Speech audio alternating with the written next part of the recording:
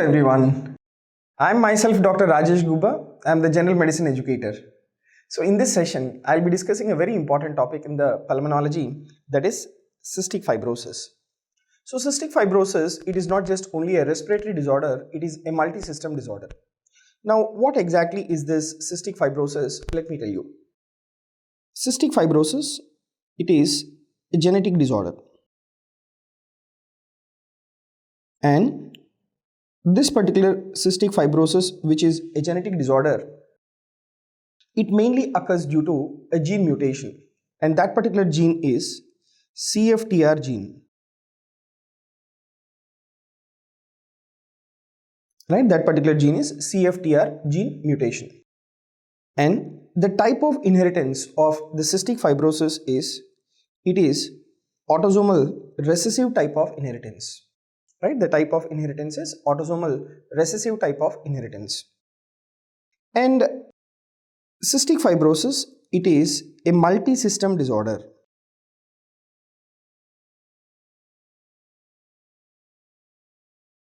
Right, cystic fibrosis, it is a multi-system disorder. And particularly if you take the lung pathology, the lung pathology, what you will have in patients with the cystic fibrosis is the development of obstructive lung disease. And in obstructive lung diseases, what will happen to your FEV1 by FVC? It will be reduced. That is what is the very important feature in the obstructive lung disease. Now, the lung pathology having this obstructive lung disease is nothing but bronchiectasis. Okay. Now, apart from that, we have discussed it's a multi-system disorder, right? Anyways, I'll be discussing about the individual organ once again. And we have discussed it is a multi-system disorder. So, what are all the organs which are being affected apart from the lung? So, there will be also pancreatic insufficiency, and that we call it as exocrine pancreatic insufficiency. That is what you will have in patients with the cystic fibrosis. And apart from that, there can be also intestinal dysfunction. I'll discuss in detail about this individual system involvement subsequently in the clinical features. And there will be also abnormal sweat gland function.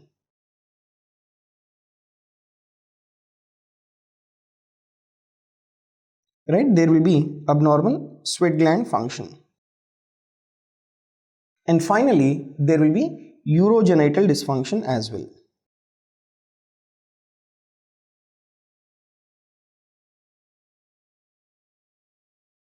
So, this will be the multi-system involvement that you will have in patients with cystic fibrosis. So, basically, it is a genetic disorder, and the type of inheritance is autosomal recessive type of inheritance. And if you take this particular CFTR gene, where is this CFTR gene located? CFTR gene, it is located on chromosome 7.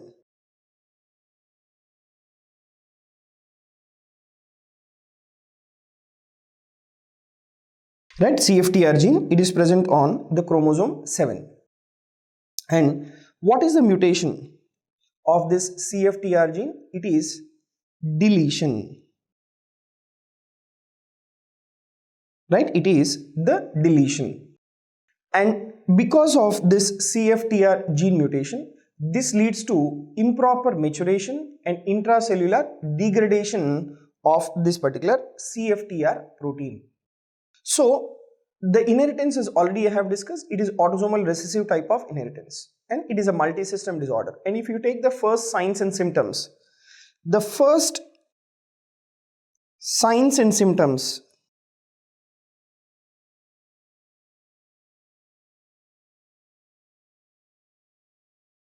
they occur in childhood. Right, the first signs and symptoms they occur in childhood. Now, I said you like what are all the multiple organs which are being affected. One is your lung, very important. Then the intestine, pancreas, then there will be urogenital dysfunction and sweat gland abnormality. Now accordingly, let me discuss the clinical features. So first and foremost, very important, meconium ileus. So the individual, that is the neonate, the newborn, presentation will be in the form of the meconium ileus, where the neonate is unable to pass the meconium. And why is that? That is because of decreased gastrointestinal motility, which we call it as the ileus. So meconium ileus, it is the neonatal presentation.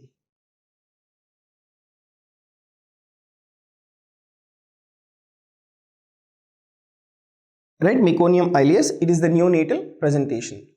And this meconium ileus, which is a neonatal presentation, it is diagnosed as well as treated with the help of gastrographin enema. Right, it is diagnosed and treated with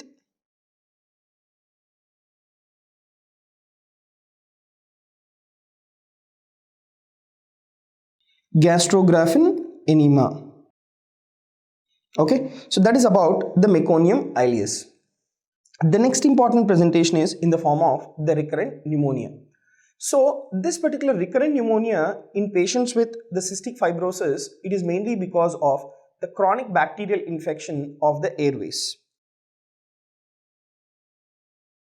Right, that is because of chronic bacterial infection of the airways. Now I will also tell you why there will be recurrent and chronic bacterial infection of the airways. Okay, then what will be the complication? Because of chronic bacterial infection of the airways, what will be the complication? The complication secondary to your chronic bacterial infection will be the development of bronchiectasis.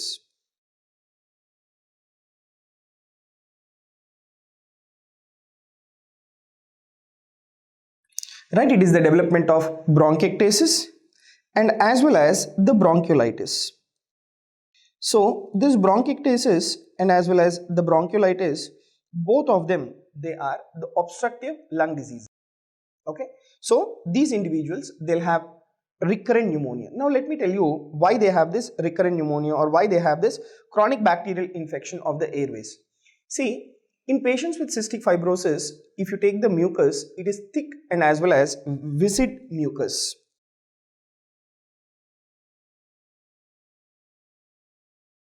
Right, you have thick and as well as viscid mucus, and this thick and viscid mucus, it remains stagnant within the airways, and this thick and viscid mucus which remains stagnant within the airways, that will be allowing the infection which manifests as pneumonia.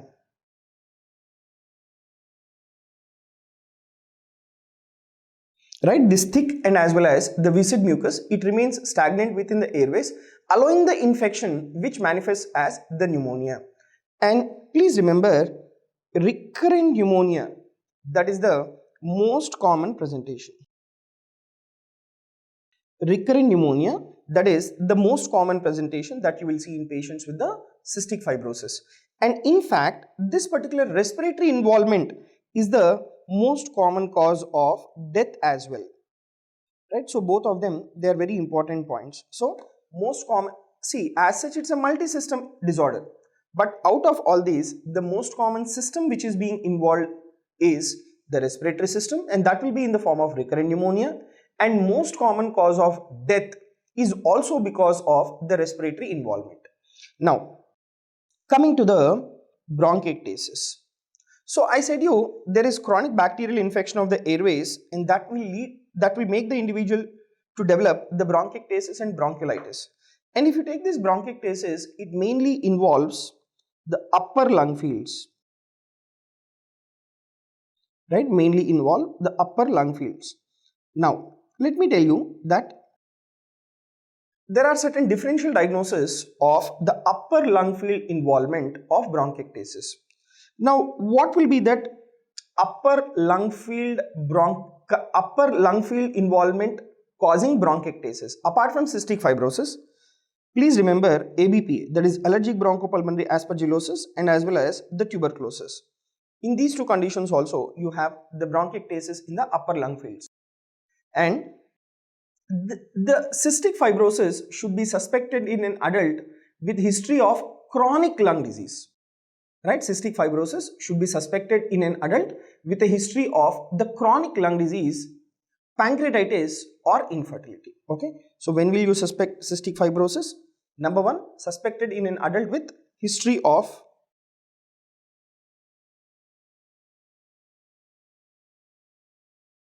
chronic lung disease.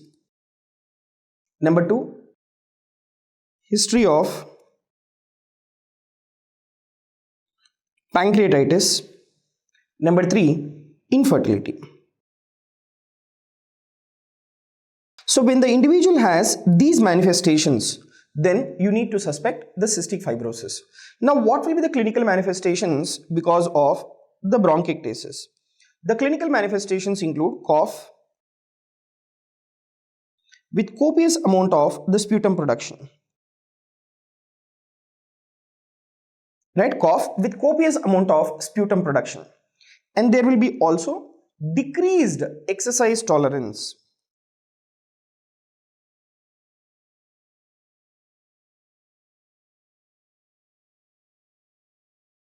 Right? There will be also decreased exercise tolerance and recurrent hemoptysis.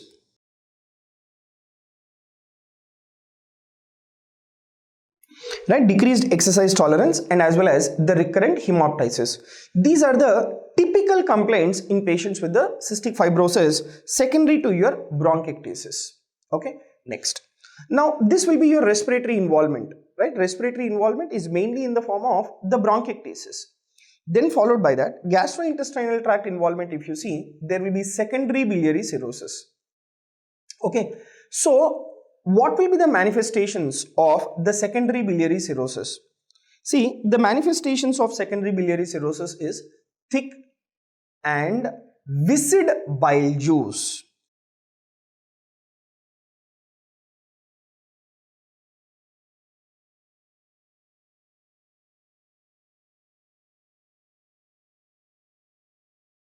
Right? Thick and viscid bile juice. Because the bile juice is thick and viscid, the movement of the bile juice within the biliary tract does not occur, and that will lead to cholestatic jaundice.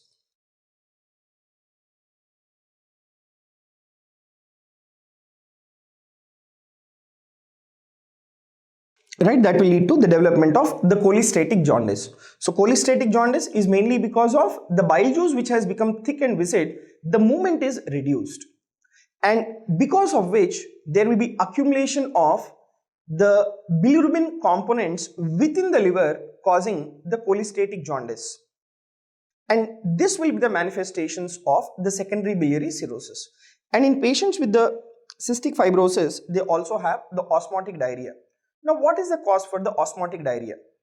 So what happens in cystic fibrosis is, because of the CFTR gene mutation, all the secretions or all your juices, they become thick and viscid. So similarly, you take the pancreatic juice. Pancreatic juice, it contains an enzyme that is amylase. Right? It contains an enzyme that is amylase. And this amylase is responsible for sugar absorption. Right? It is responsible for sugar absorption. That is what is the function of the amylase. And as the pancreatic juice becomes thick, right, in cystic fibrosis, what is happening? The pancreatic juice is becoming thick. As the pancreatic juice becomes thick, there is fall in amylase production. Right? There is fall in amylase production. Now, once there is fall in amylase production, that will lead to decrease in sugar absorption. right? That will lead to decrease in the sugar absorption. And if you take this sugar, it is an osmotic particle.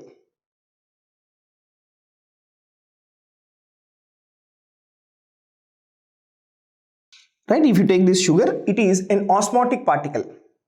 This sugar, which is an osmotic particle, it draws lot of water from the surrounding tissue into the intestinal lumen. So this draws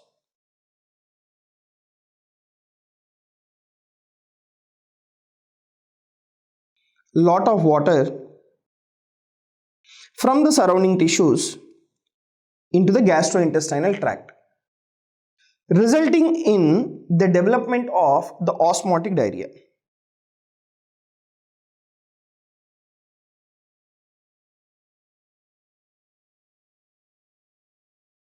Right, resulting in the development of the osmotic diarrhea. So osmotic diarrhea is a very important feature. So respiratory involvement in the form of bronchiectasis, hepatobiliary system involvement in the form of secondary biliary cirrhosis, and gastrointestinal tract involvement in the form of the osmotic diarrhea. And next important clinical manifestation is the infertility. Now, why there is infertility? For in males, there is azoospermia. Right, in males there will be azoospermia, and this azoospermia is caused due to agenesis of the vas deferens. Right, it is due to agenesis of the vas deferens.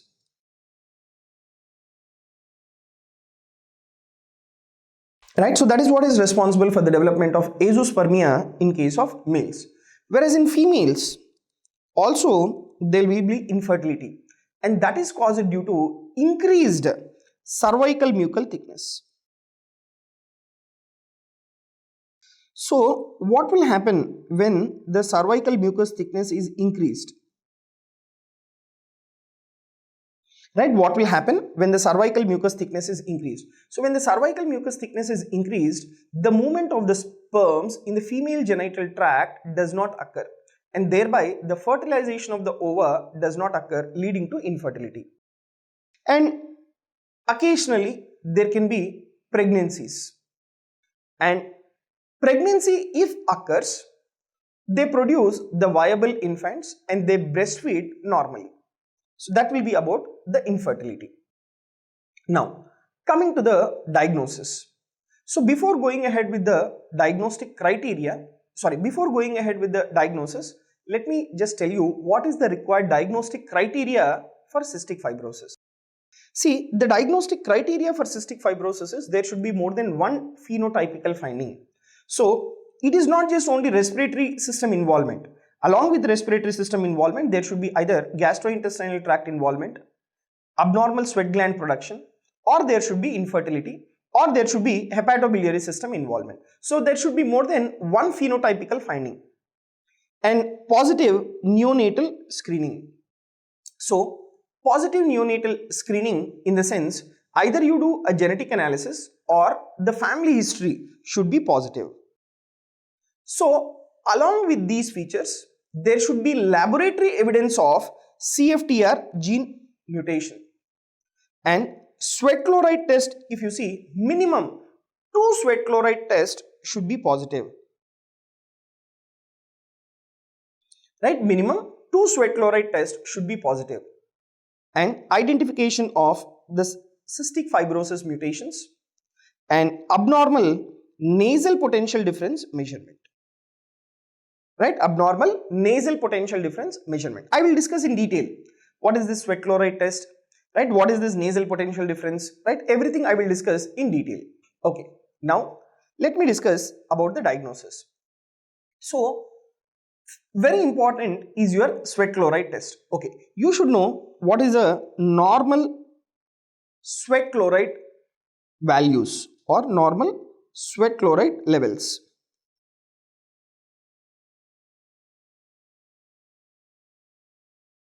The normal sweat chloride levels, they are in a range of 10 to 35 milliequivalents per liter.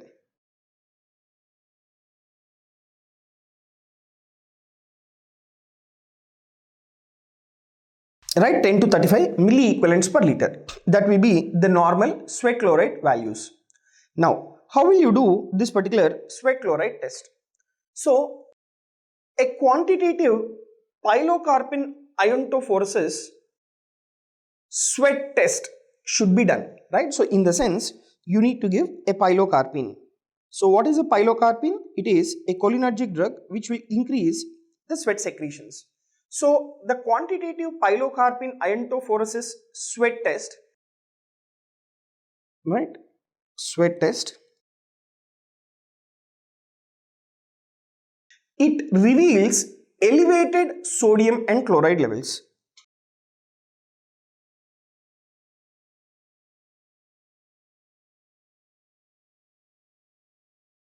Right, it reveals elevated sodium and chloride levels.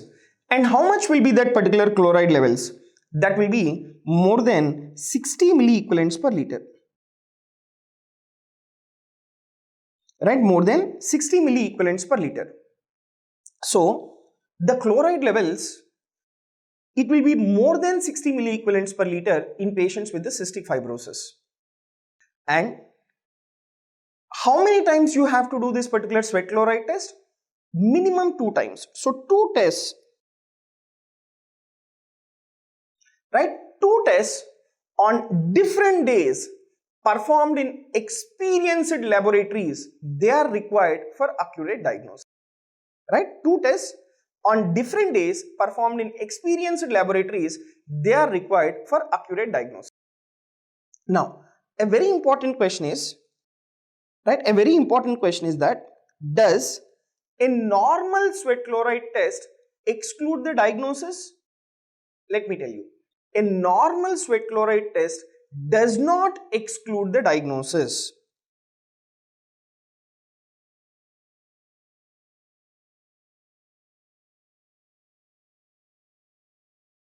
Right? Does not exclude the diagnosis. In which case, genotyping or other alternative diagnostic studies have to be done. Okay? So, alternative test or genotyping has to be done in order to confirm the cystic fibrosis. And what are these alternative diagnostic studies? These alternative diagnostic studies, they include measurement of nasal membrane potential difference, right? Measurement of nasal membrane potential difference, semen analysis,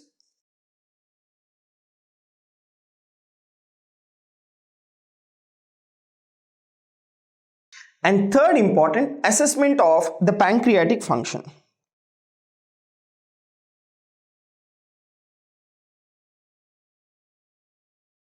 Right, assessment of the pancreatic function. See, these are the alternative studies which you have to do when the sweat chloride test is being positive. So, in order to confirm whether it is cystic fibrosis or not, you need to do genotyping or the alternative studies. This is like when you are suspecting cystic fibrosis strongly, but there is normal sweat chloride test. And please remember, all the patients with cystic fibrosis, they should undergo CFTR genotyping. So this is about the diagnosis. Now, let me discuss the essentials of diagnosis. First and foremost, very important, that is, there should be respiratory symptoms.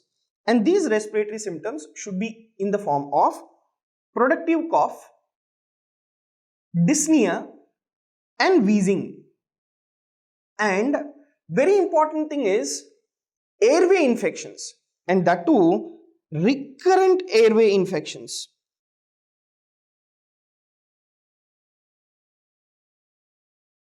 Right, and that too recurrent airway infections or chronic colonization of the airways. Now, you should also know what are those infectious organisms causing the recurrent airway infection in patients with the cystic fibrosis. That includes, number one, See, why we need to know the organisms? Because accordingly we need to supplement the antibiotics also. So we will be able to supplement the antibiotics mainly if we know what are the organisms growing in the respiratory tract. Haemophilus influenza. Next, Pseudomonas aeruginosa. Then followed by that, Staphylococcus aureus, Burkholderia cepacia. These are the organisms which will be growing within the airway, causing recurrent airway infection, right? And within the chest radiograph, what is that you will be able to, what is that you will make out? You will make out bronchiectasis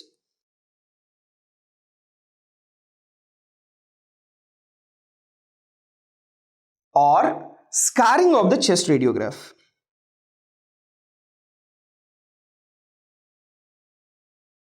Right, bronchiectasis or the scarring of the chest radiograph. And apart from that, the spirometer,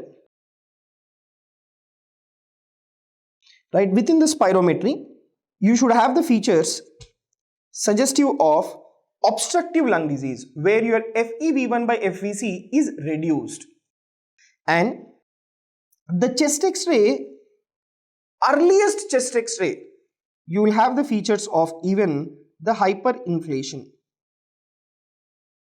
right? You will have the features of the hyperinflation. Now, so this is only just respiratory involvement which is essential for the diagnosis, and other essentials which are required for the diagnosis is there should be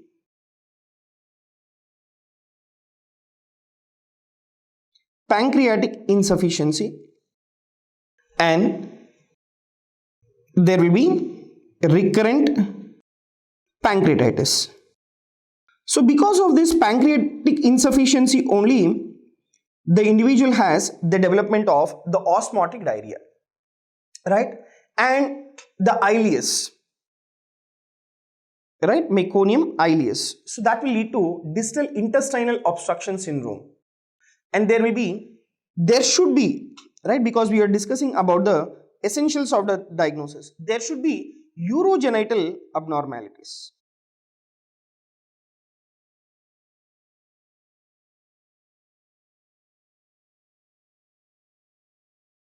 Right, there should be urogenital abnormalities. So multi-system involvement, and in the diagnosis what is very much essential, that is the sweat chloride concentration. Sweat chloride concentration should be more than 60 milliequivalents per liter,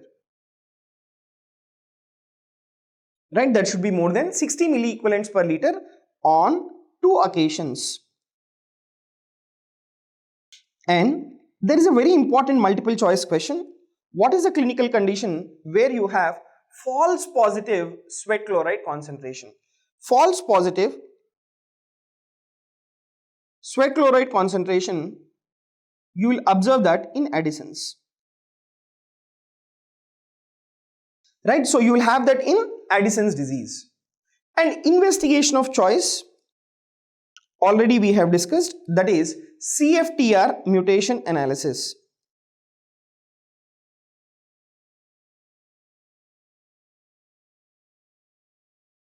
Right, CFTR mutation analysis. Okay, and next important, transepithelial nasal potential difference.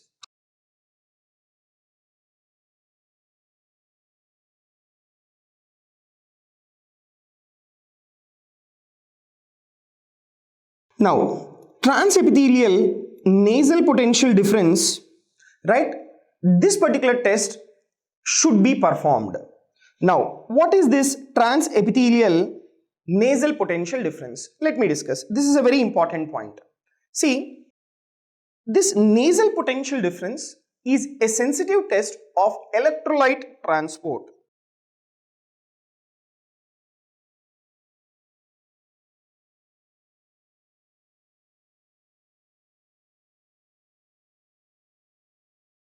Right, it is a sensitive test of the electrolyte transport, and that can be used to support or refute the diagnosis of the cystic fibrosis.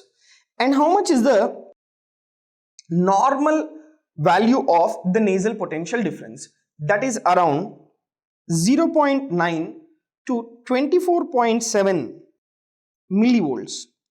That is the normal nasal potential difference, and abnormal value is around 53 millivolts. Right, the abnormal value is around 53 millivolts. So what is this nasal potential difference? It is a sensitive test of electrolyte transport that can be used to support or refute a diagnosis of cystic fibrosis. And what is that electrolyte transport we are observing here? That is the chloride transport. Now, having said about the diagnosis and essentials of the diagnosis, let me discuss how do you treat these patients with the cystic fibrosis. See, the treatment programs, they should focus on the following areas. First and foremost, the respiratory tract. See, respiratory system involvement is the most common system which is affected, and respiratory system involvement is the one which is the most common cause of death in patients with the cystic fibrosis.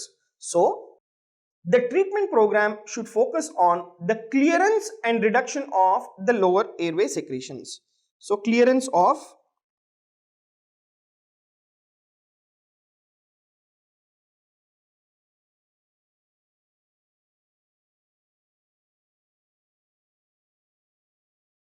the clearance of the airway secretions. That is one thing. Next, reversal of the bronchoconstriction, because in these individuals it is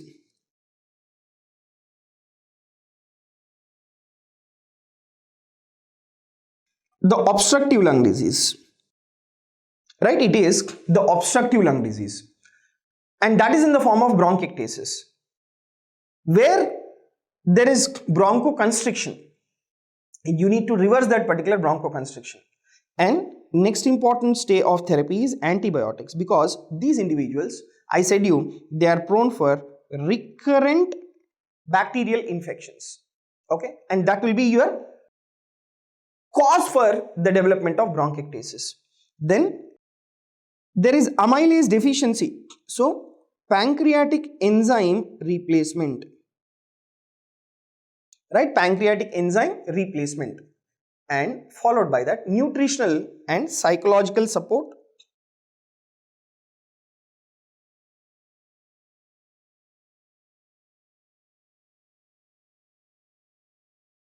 Right, nutritional and psychological support, and CFTR modulator drugs.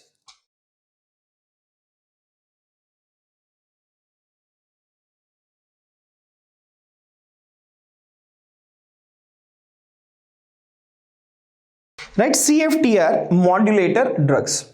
And these CFTR modulator drugs, they are given alone or in combination. That is, for patients with specific genetic mutations, we need to give the CFTR modulator drugs. So this will be the treatment plan. Now, coming to the clearance of the airway secretions, let me take up one by one. So how is that you will be able to do the clearance of the airway secretion? That can be done by postural drainage,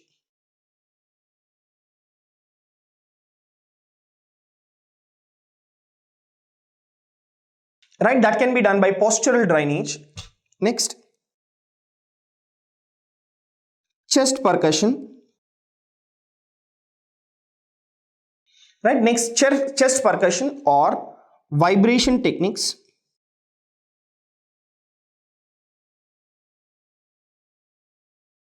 Right, chest percussion or vibration techniques. Then positive expiratory pressure or flutter valve breathing devices. Okay, so with the help of breathing devices also, you will be able to take out the respiratory secretions. That is positive expiratory pressure or flutter valve breathing devices. Then next important thing is, these approaches require a detailed patient instruction by an experienced personnel. So this is how you have to do clearance of the airway secretion. Then we have an important substance, that is inhaled recombinant human deoxyribonuclease. This inhaled recombinant human deoxyribonuclease, which is nothing but Dornase alpha, what this substance will do is, this substance cleaves the extracellular DNA in sputum.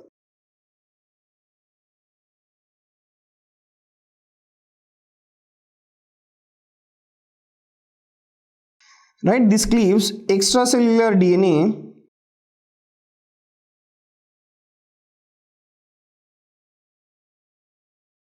right, this cleaves extracellular DNA in the sputum, and by cleaving the extracellular DNA in the sputum, this will decrease the sputum viscosity.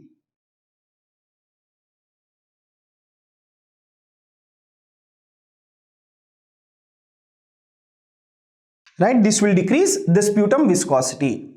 Now, whenever you are administering that, the dosage is around 2.5 milligrams,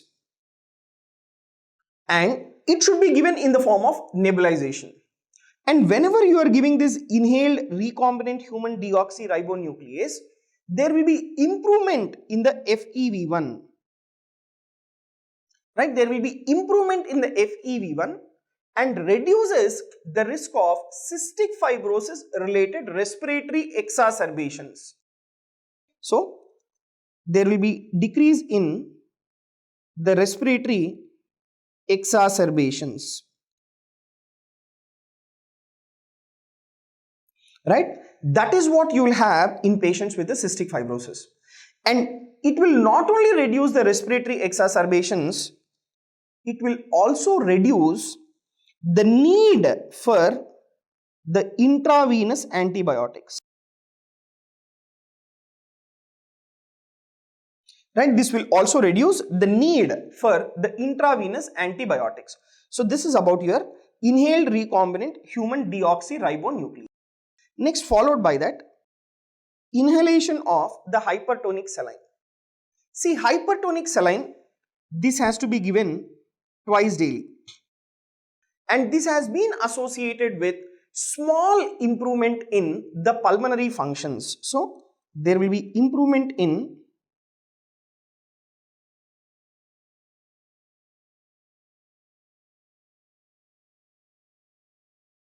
there will be improvement in the pulmonary function, and there will be very fewer pulmonary exacerbations by giving your hypertonic saline, and that should be 7% saline.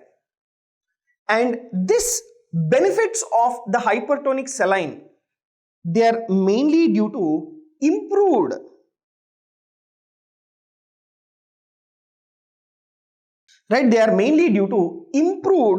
airway mucus clearance.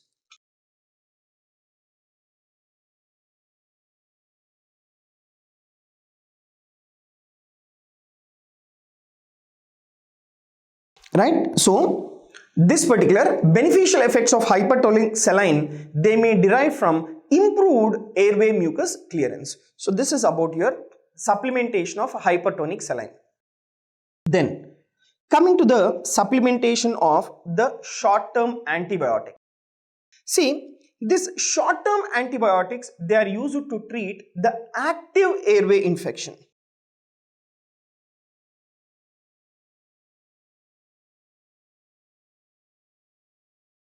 Right, they are used to treat active airway infections. And this short-term antibiotic supplementation should be based on the culture and sensitivity testing of the sputum, and what are the organisms commonly growing, or what are the antibiotics which we give, that should be mainly acting against the Staphylococcus aureus, right, including your MRSA, and the antibiotic should target mucoid variant Pseudomonas aeruginosa.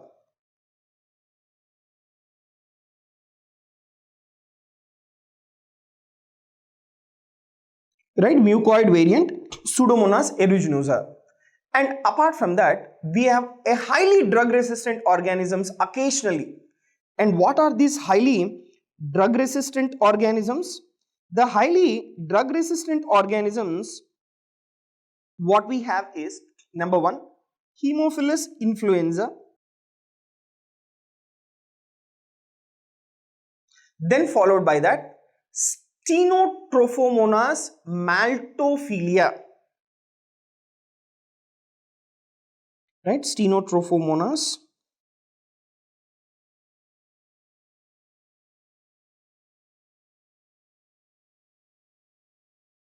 maltophilia. So these are the highly drug resistant organisms, right? Occasionally these are being isolated.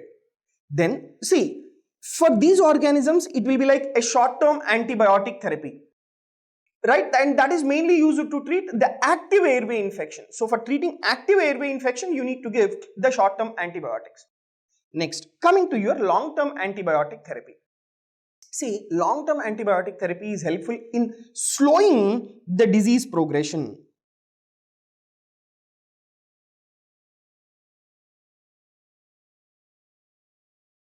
Right, in slowing the disease progression, and it will also reduce the exacerbations in patients with sputum cultures positive for the Pseudomonas aeruginosa. Right, it will also reduce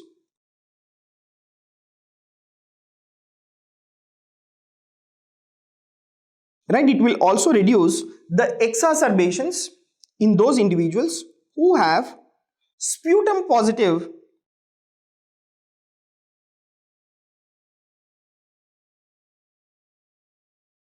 right, who have sputum positive Pseudomonas aeruginosa.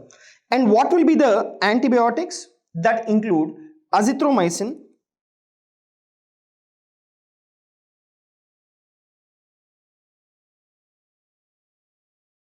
right, that includes azithromycin 500 milligrams, and that has to be given thrice daily, right? That has to be given, that has to be given orally 3 times a week.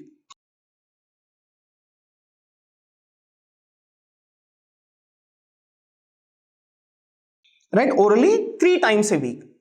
And this azithromycin, it has the immunomodulatory properties. And apart from the azithromycin, the other antibiotics should be given through the inhaled route. This azithromycin is oral route. And if you take the inhaled formulations, the inhaled formulations include tobramycin, then followed by that we have aztreonam,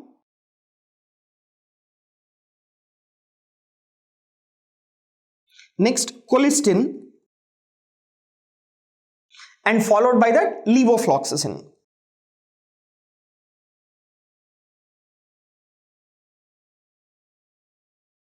These antibiotics, they have to be taken 2 or 3 times a day.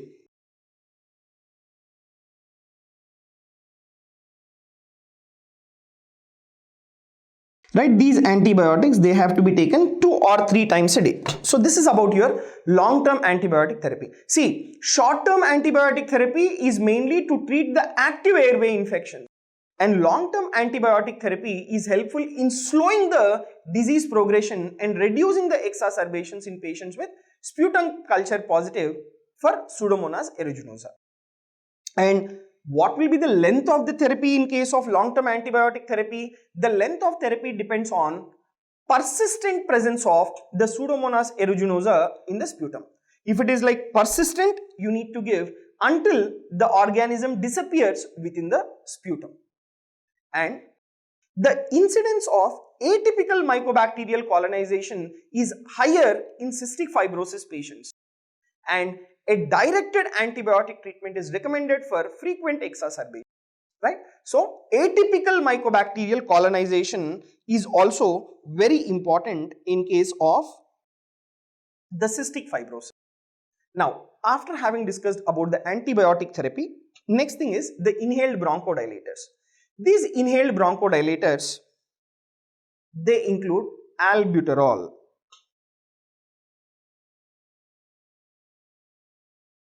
and this albuterol should be given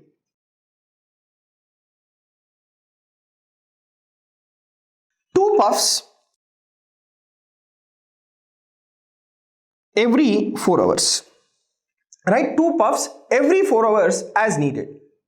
And these inhaled bronchodilators should be considered in patients who demonstrate an increase of at least 12% increase in FEV1, right? This should be considered in patients who demonstrate an increase of at least 12% increase in FEV1, right? Should be considered in patients with those individuals where there is at least 12% increase in FEV1 after the inhaled bronchodilator. And to this inhaled bronchodilator, inhaled corticosteroid should be added.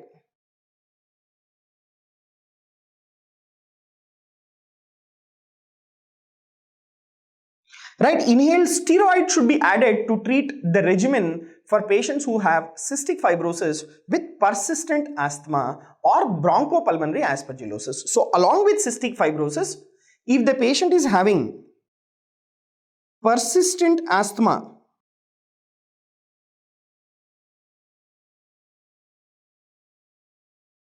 or if the patient is having ABPA, in them along with the inhaled bronchodilator, you also need to add the inhaled steroid. Okay, next, followed by that we have certain CFTR targeted therapies. Now what are these CFTR targeted therapies? See, targeted therapies include several drugs that modulate, right? These drugs, they modulate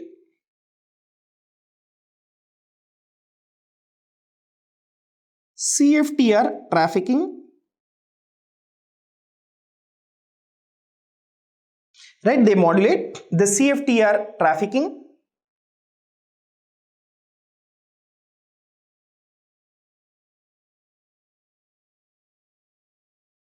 and they also modulate CFTR folding, right? They also modulate the CFTR folding or function. Now, these medications are available for patients who have cystic fibrosis with specific mutations. And what are the examples? Examples are Ivacaftor,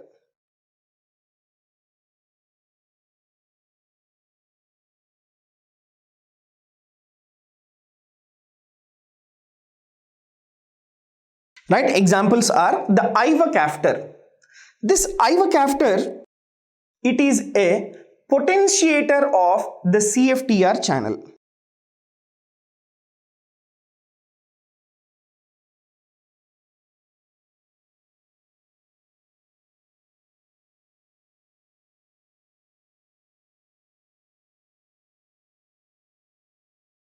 Right, it is a potentiator of the CFTR channel. And how does this Ivacaftor work?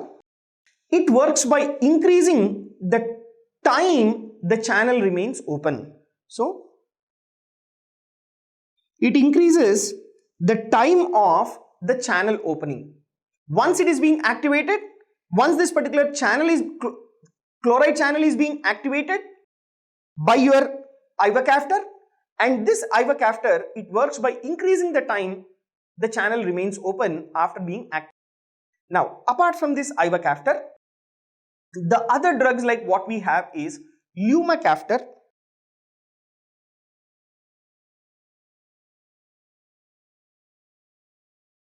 then followed by that we have Tizacaftor,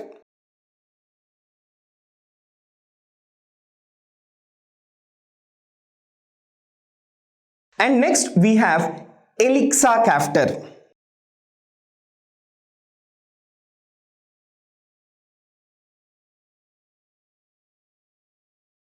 So these drugs, if you see, they work by improving the CFTR,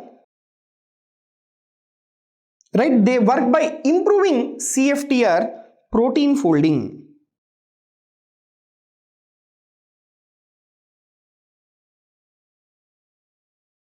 Right? They work by improving the CFTR protein folding and cell surface trafficking. That is how these particular Lumacaftor, Tizacaftor and Ivacaftor works. So basically these are the targeted therapies for patients with the cystic fibrosis. And these drugs, they are available in different combinations and they are indicated for different CFTR mutations. And they should be prescribed by a cystic fibrosis specialist, right? Notably, if you take the combination of Ivacaftor, Ivacaftor and Ivacaftor, that has been approved for patients with at least one F508 mutation. So the combination that you need to give is Ivacaftor, Ivacaftor and as well as the Ivacaftor.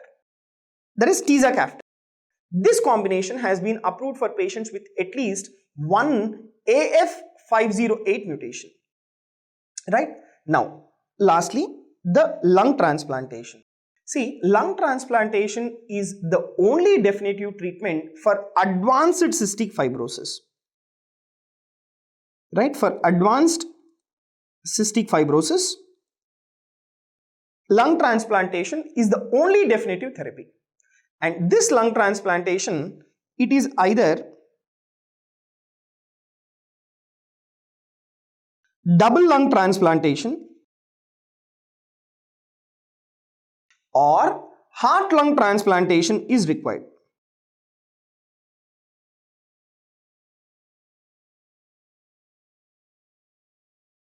Right? Double lung transplantation or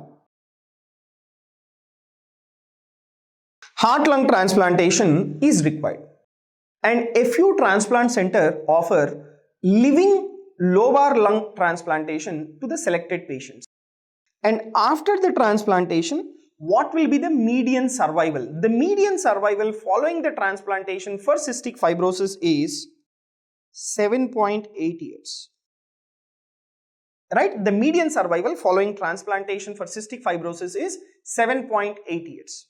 Now, we have discussed that these individuals, they are prone for recurrent bacterial infection. So that is the reason why they have to be vaccinated. Vaccination against pneumococcal infection.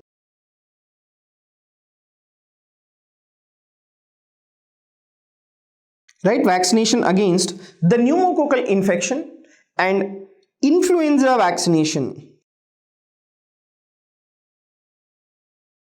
Right? Pneumococcal infection and influenza vaccination, they are being advised.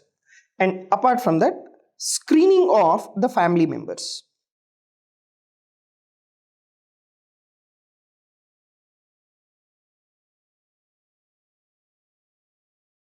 Right? Screening of the family members and genetic counseling is very much suggested. Then, how is the prognosis in these patients with the cystic fibrosis? See, the longevity of patients with cystic fibrosis is increasing and the median survival is now over 39 years.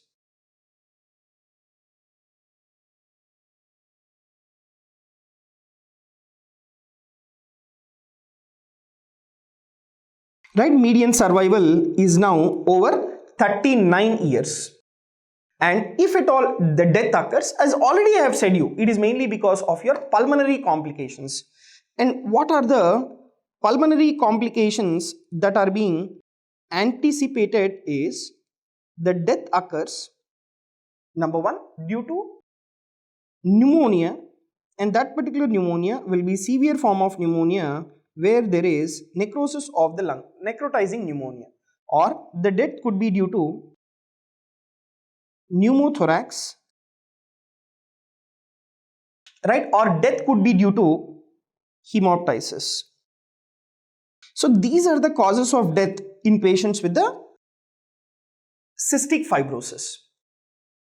Or the death could be due to terminal chronic respiratory failure. Right? Chronic respiratory failure. And this can progress the individual, or this can make the individual to progress to the development of chronic cor pulmonale. Okay, that is what you will see in patients with the cystic fibrosis. So this completes the discussion of this very important topic, cystic fibrosis. So to just summarize the topic of cystic fibrosis, mainly the essentials of the diagnosis is very, very important. And what will be that particular essentials of the diagnosis? Number one, there should be a positive family history. Right. So apart from the positive family history, the other important essentials in the diagnosis is respiratory tract involvement, where the individual has productive cough, dyspnea and wheezing. And there should be recurrent airway infection. Spirometry should be showing the airflow obstruction. Chest X-ray, in earlier stage there will be hyperinflation. There should be pancreatic insufficiency, distal intestinal obstruction syndrome, and urogenital deficiencies or urogenital abnormalities in the form of infertility. Sweat chloride test concentration, there should be more than 60 milliequivalents per liter on 2 occasions. And investigation of choices, the CFTR mutation analysis. And what will be the treatment? Treatment, you should focus on clearance of the airway secretions, reversal of bronchoconstrictions, antibiotics, pancreatic enzyme replacement and CFTR modulator drugs. And very important drug, that is your Ivacaftor. And apart from Ivacaftor, the other drugs include Lumafactor, Tizacaftor and then Elixacaftor. These Lumafactor, Tizafactor and Elixacaftor, they work by improving the CFTR protein folding and cell surface trafficking. So this completes the discussion of your very important topic, that is cystic fibrosis. Thank you very much.